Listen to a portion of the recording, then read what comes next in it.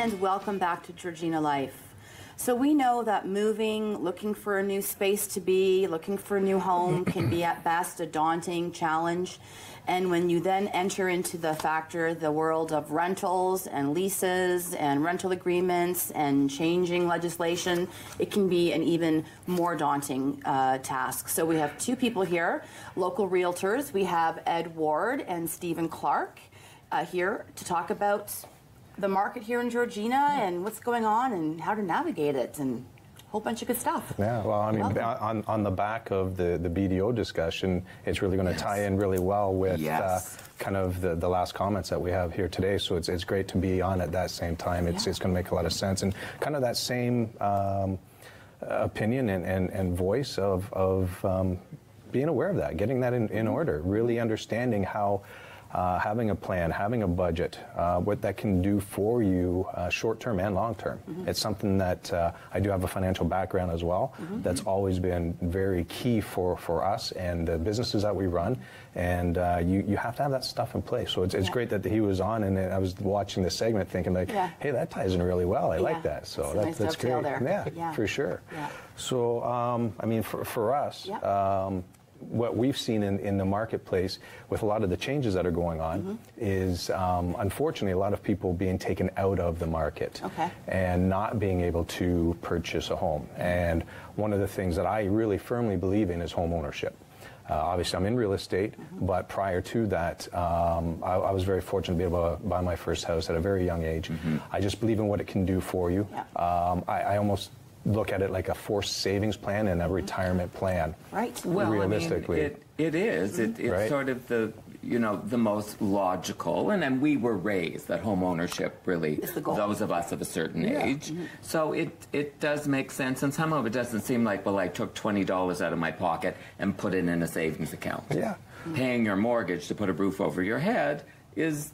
Yeah, well, I mean, up until like well, it is. I mean, when you think about it, right? I mean, you get the appreciation of most of the markets. I mean, even if the market goes down, you hold on to something long enough, you're going to get the appreciation of it. And you're making a payment every month that is working towards equity for you for the future, right? So it's to me, it's a great vehicle for the average person to get into, to have something later on in life. And I know when we're younger, we were just kind of talking what we do when you're younger to what we do when we get to another age. You kind of go like, maybe a couple other choices may have been a little bit better, right? I need to rethink this now.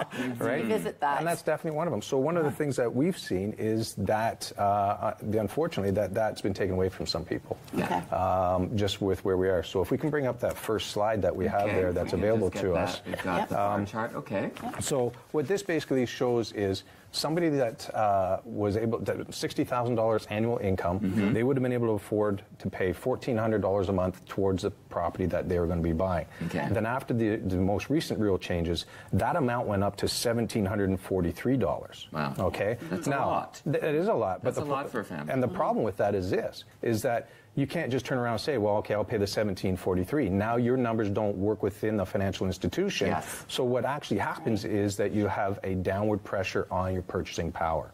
All right. So that means now you can't buy something quite as high. So the next slide that we have available for everybody kind of shows what happened for the average person. In the area. Now?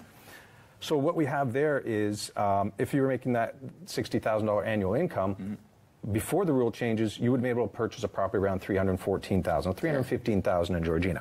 Would have been pretty tough to do that, but there were still some properties available to you. So at least you had the opportunity of home ownership at that time. Now with the new rules that got in place, so the next slide that we have there kind of shows what happened to that. Your purchasing power went down to where now you could only get something around $260,000. Oh, wow. It's not going to buy you much. Well, unfortunately, in Georgina, even though we've had a price correction, what's been going on this year, there still isn't anything that is going to be available to you to purchase at $260,000 that is going to be livable. So they're out of the market, basically. So they're out of the market, right? So that opportunity has been taken away from them, and they're kind of being forced into having to rent. Now, what that also means is more bodies in the rental world. Now renting prices have gone up, right? Of course. Business, supply and demand, right? Of course. That's what we're looking at here. So now there's a lot more rental properties. There's a lot more people looking at it. Prices are getting pushed up.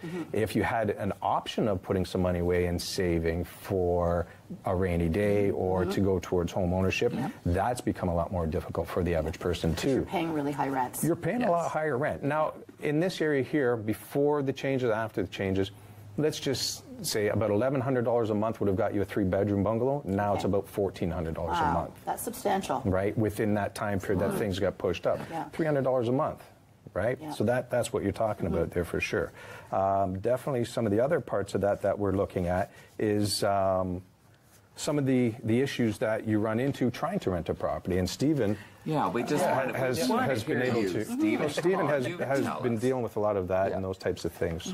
So in a lot of my experience, there's been landlords that are out there that are asking for so much information from a tenant, and it's almost impossible for a tenant to walk into a situation on their own and really know what it is that they are allowed and what it is that the landlord should be asking for, and not just what the landlord wants, basically. So then can we stop you there and tell us, what is it that the landlord can ask the potential tenant for? So there is a list. So basically, a credit report is a mandatory item that most landlords will ask for. A standard application, which basically states your previous residencies over the last couple of years, prior job history.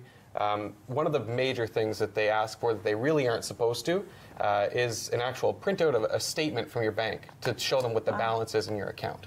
And that's something that almost every landlord has asked one of my clients for. And I mean, I can get understand a copy of your pay stub. Yes, exactly. That demonstrates to confirm employment. I can get that.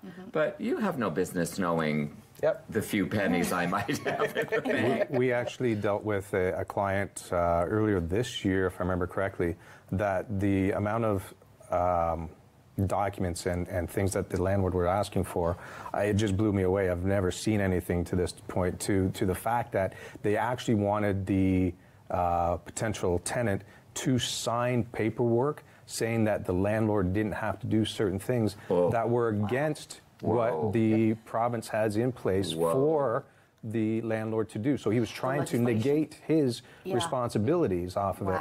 They wanted an extra payment, first, last, and another monthly payment. Plus, they wanted a $250 key deposit on top of the regular money for, if something happens in the house, whatever, like that off of it. So we were able to direct these people and go through that and show them that that isn't something that you have to do. And if you don't feel comfortable with it, you don't need to do that. That's amazing too, because I think there was a time when people just kind of like looked in the paper and you got it. But you're actually acting like advocates on behalf of your clients to help them navigate this rental market. And the terrible thing is, I mean, if you don't comply, then that place that you really want to live in, you can't. But at the same point in time, understanding what the rules are, presenting the package in such a way that is within the way that you're supposed to have it, put the information there. You can still put that package together and present it in such a way that the landlord is going to at least consider it, right? And that's what we're looking for, is at least an opportunity with that off of it. Well, and I know where I potential landlord, someone who comes to the table with all their I's dotted and their T's crossed. For sure. Certainly, whether I'm whatever type of landlord I might be, should be a bit of they've done their homework. They know what they're talking about. Yeah, for sure. And so that's what we do, is to help them do that. And the other part of that is we help them, if they really want home ownership, back to what BDO was talking about. We help them set up a plan and a budget that is going to allow them to work towards that, and then we stay in touch with them from that point to the end to get them into home ownership. You have left us with a great deal to think about, without question. Oh my goodness, I'm just thank you. Good to see you. Nice seeing you as well. Georgina, stay with us. There is so much more on today's Georgina Life.